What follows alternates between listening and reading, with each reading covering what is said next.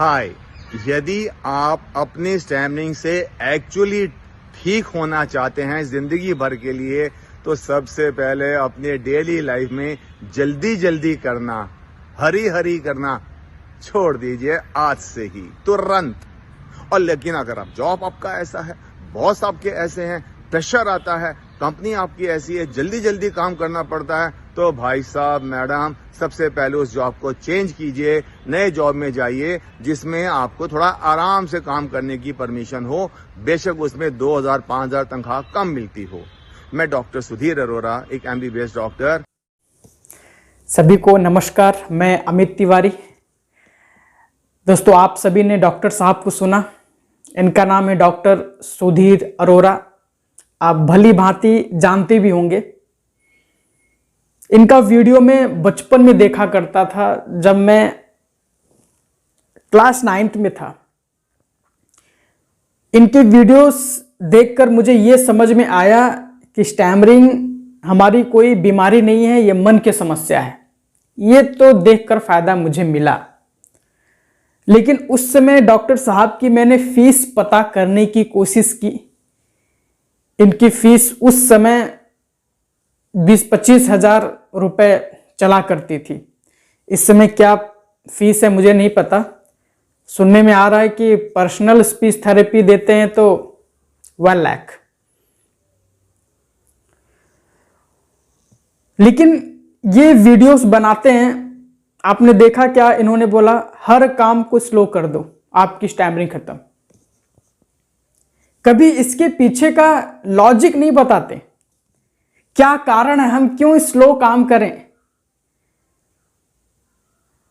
अगर उसके पीछे का कारण हम जान जाएं, हम अपने ऊपर काम करना शुरू कर देंगे। लेकिन हम ऐसा नहीं करते।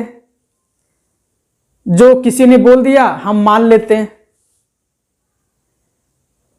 इन्होंने बोला कि हर काम स्लो कर दो, हम हर काम स्लो करने लगते हैं, कुछ फायदा नहीं दिखता। हम ब्लेम करने लगते हैं कि डॉक्टर साहब क्या बोल दिया, और डॉक्टर साहब से संपर्क करते हैं, डॉक्टर साहब स्लो काम कर रहा हूं लेकिन बेनिफिट्स नहीं मिल रहा है। तो डॉक्टर साहब बोलते हैं स्पीच थेरेपी ले लो, 20,000 रुपया ग्रुप में, 1 लाख रुपया दो पर्सनल। इन्होंने सही बोला, मैं इन्हें गलत नहीं कह रहा हूं कि यह बात गलत है। मैं यह बोल रहा हूं कि अगर ये लॉजिक भी बता देते तो सभी को फायदा होता। इसके पीछे का लॉजिक की बात करेंगे। इसके पीछे का लॉजिक है दोस्तों, जब आप हर काम धीमी गति से काम करने लगते हो, आपका जो विचार का फ्लो है वो धीमी हो जाती है। आप अपने काम के प्रति अवेयर होने लगते हो। अवेयर होने का मतलब है कि होश में करने लगते हो। आपके अंदर होश की क्षमता बढ़ती रहती है।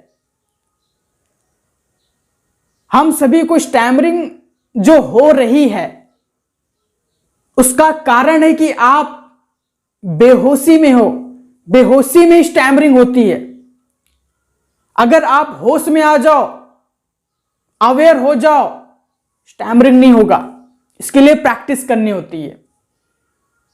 एंजाइटी आ रही है, डर आ रही है। एंजाइटी डर उन्हीं के अंदर आती है जो बेहोशी में जीते हैं। सेल्फ अवेयर रहोगे तो अपने डर को, इमोशन को देख पाओगे, समझ पाओगे और आप अपने ऊपर काम कर पाओगे। और सेल्फ अवेयर होने से आपका मन इतना शांत हो जाता है, और शांत मन के साथ अगर आप बात करते हो, आपकी जो बोलने की स्पीड धीमी हो जाती है।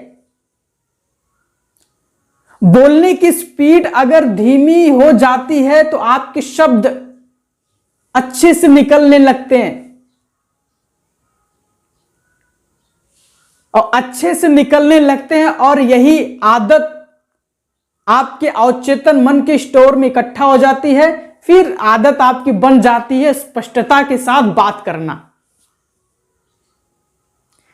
लेकिन यह स्पीच थेरेपी जो लेते हैं, वैसे मैं भी लेता हूं, लेकिन ऐसे महंगे जो स्पीच थेरेपिस्ट वाले हैं कभी लॉजिक नहीं बताते।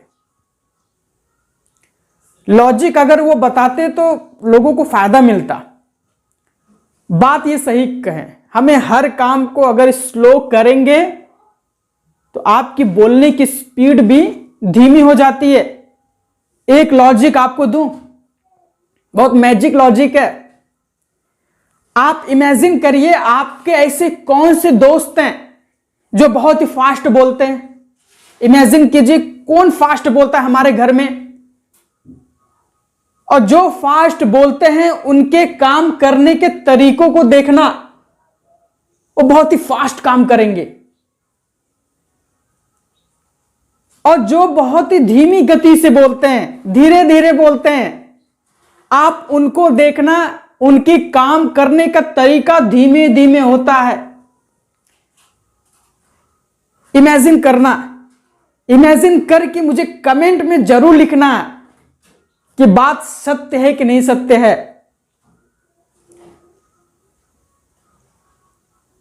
और इसलिए डॉक्टर साहब ने कहा कि जो काम करो धीमी गति से करो ताकि आपको बोलने की स्पीड कम हो जाए। यही लॉजिक इसका। और धीमी गति से हम करते हैं, हम सेल्फ अवेयर रहते हैं, और सेल्फ अवेयर रहते तो हमारा मन शांत होता है। हमारा मन शांत होता है, हमारे शब्द भी क्लैरिटी से निकलते हैं। शब्द क्लैरिटी से निकलती है, यही शब्द की क्लैरिटी की हैबिट आपके अवचेतन मन में चला जाता है। यही रॉकेट साइंस है। अगर दोस्तों आपको सेल्फ अवेयरनेस की क्षमता बढ़ानी है, मैं रोजाना योगा मेडिटेशन ऑनलाइन क्लास करवाता हूं। उसकी फीस बहुत ही नॉर्मल है। नॉर्मल फीस आप दे करके आप मेरे योगा मेडिटेशन आप मेरे साथ कर सकते हैं। वीडियो अच्छा लगा तो आप जरूर सब्सक्राइब करें। इसी टाइप के वीडियो मिलते रहेंगे। सभी का मंगल हो।